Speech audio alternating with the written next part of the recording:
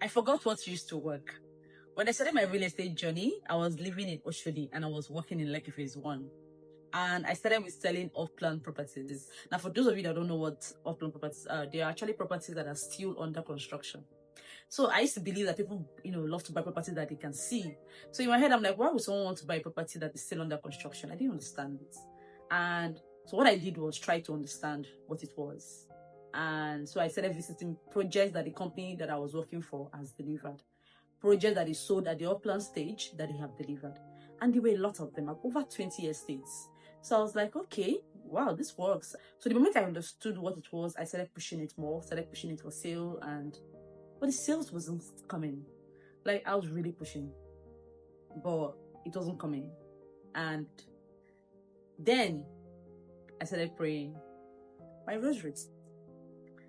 And so, like I said earlier, I lived in Oshodi, but I was working in Lekki Phase 1. So by the time I entered a bus from Oshodi to my workplace at Lekki Phase 1, I would pray the full mystery every day.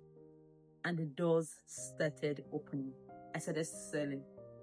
You know how you start selling and then somehow you get to that point where you now start thinking that, I've mastered all the skills, I'm good now, I have the customer database now. So you start slacking in your prayer life. You start like thinking that you are the backbone behind it. Now, it's not like I stopped praying, but not as much as I used to.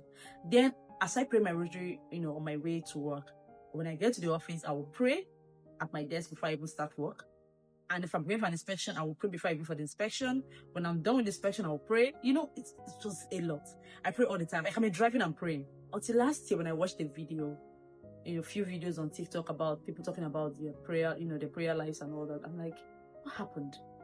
And then also recently I watched a video where a lady was talking about how she fasted for 3 days and her business boomed. I mean, she was doing everything, but the sales wasn't coming. And she did 3 days fasting and prayer, and God just opened the doors. And I'm just like, let me even talk about how important prayer is. Like, prayer, when you hear prayer is the key that opens all doors, you don't really understand. It's actually the key that opens all doors. Like, pray all the time.